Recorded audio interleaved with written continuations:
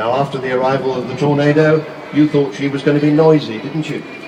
Well, she's not going. That looks like a fine wave. No, I don't think so. But she can tiptoe up on us when she needs to. She just goes gently idling by. That's why we're seeing those trails of smoke of unburnt fuel at the back. She's flown today by Martin Withers, and alongside him, Flight Lieutenant Bill Ramsey. He's a reservist officer in the RAF, and the third man of the crew is the air electronics officer at the back, Barry Macefield. Now, Martin Withers, that name may be familiar to you. He is the man who flew a Vulcan down to the Falkland Islands 30 years ago this year, carrying a load of 21 1,000-pound bombs, which they dropped on the runway at Port Stanley, and they hit it with 2, which is par for the course for those World War II style bombs, no smart bombs in those days, and they effectively changed the course of the Falklands War. So that's the man flying today for us. He was awarded the Distinguished Flying Cross for that, and his crew was mentioned in dispatches. So, Vulcan, she is the people's aeroplane. She's probably the most popular aeroplane in the country. Everybody just loves her.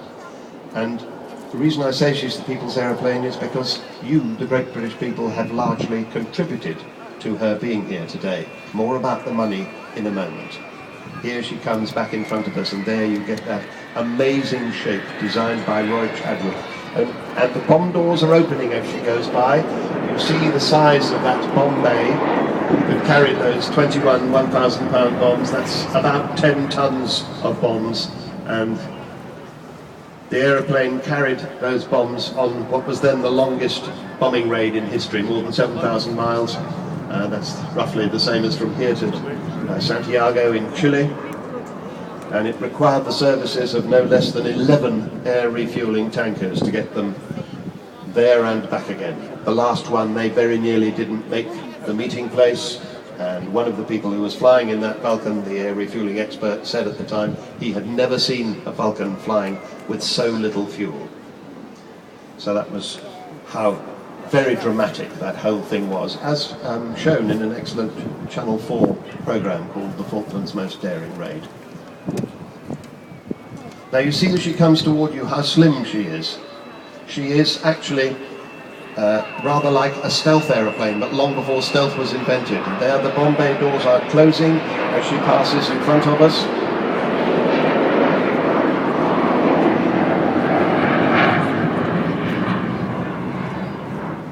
And probably what you may have been waiting for is about to happen. Martin is, I think, going to open the throttles on the 4 Rolls-Royce Bristol Olympuses, 16,400 pounds of static thrust from each of them. However, we may not be able to use full power because the cloud base is so low.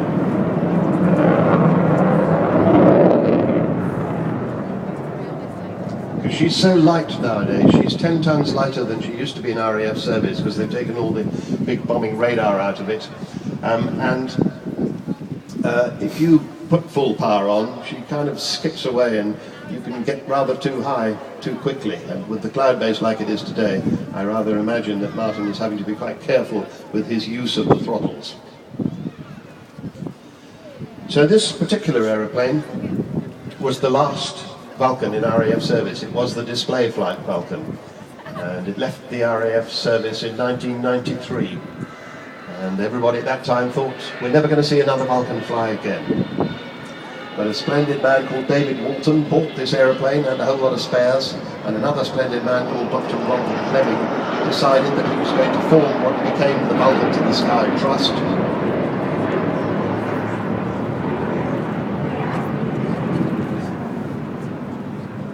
And with the expenditure of more than £10 million, that is where we are today. That's how much it's cost to get her to this stage.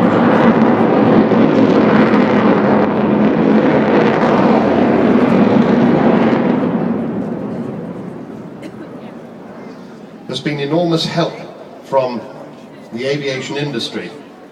AD Holdings, BAE Systems, EADS, Goodrich, Judd Power, Kearsley Airways, Meggitt, Messier Doughty, Rolls-Royce and Serco. And here at Bournemouth, she's supported by Air Glide Action Aviation. So without them, and thanks very much folks, she wouldn't be here today. Now at this stage in the proceedings, Martin should be conducting a spiral climb, but evidently he's not able to do that because of the low cloud base.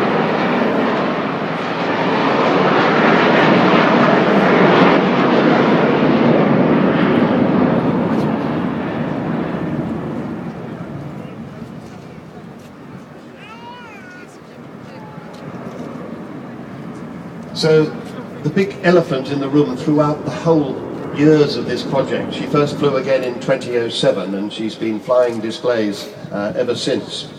And that was despite the huge pessimism all round that it would never happen. Nobody thought she was going to last this long at all, so we're very lucky to have her with us. But it's costing £2 million a year still to keep her running, and that has to be raised. That means raising £38,500 a week. And that's what we have to do at the Vulcan to the Sky Trust. I'll talk a bit more about that in just a moment. But she does continue to need everybody's help.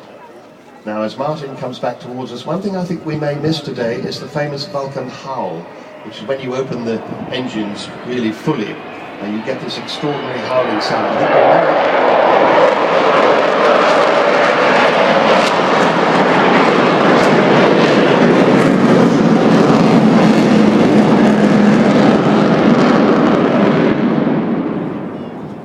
We got a sort of howl there. It's a unique sound, something to do with the fact that you have two engines on each side and they have a common intake. And I don't think anybody quite knows exactly why it does happen, but it's unique to the Vulcan. And you can probably tell your grandchildren that you heard the Vulcan howl at Bournemouth. So she does continue to need everybody's help, does the Vulcan. So if you feel like going to visit the Vulcan village, which is down by Harry Ramsden's, by the Bournemouth pier, down to the right-hand end, by the huge deck chair, they'd love to see you. They're going to be open until 6 o'clock, so please do go down and see them. There's all sorts of things to buy there. There is an amazing raffle which is closing today, the first prize of which is a flight in a Spitfire alongside Vulcan. I mean, how good is that? And the second and third prizes are flights in the Blades aircraft alongside Vulcan. And the tickets are only £2 each. So that's just something you can do at the Vulcan Village. You can buy all sorts of clothing and mementos and models and goodness knows what else. And you can get hold of the Vulcan app. There's a Vulcan app for your smartphone, all sorts of things like that. Here she comes with her 18 wheels down, 16 wheels on the main undercarriage, 2 on the nose, as if she were going to land. I suspect not, or not even a light. But that's what she's like when she comes in to land. We'll see the undercarriage being raised in a moment and power coming on as she does what's called an overshoot. There go the undercarriage. Power not coming on just yet, holding it down as she disappears into that pretty bad weather off to the left there.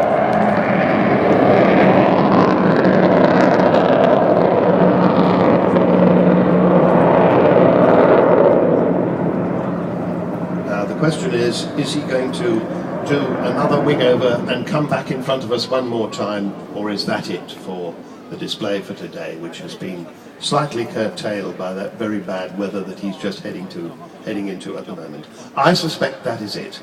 That is the final climax of the Bournemouth Air Festival 2012 with your favourite aeroplane, your Vulcan, that absolutely marvellous piece of machinery. If you enjoyed watching her today, please do go to the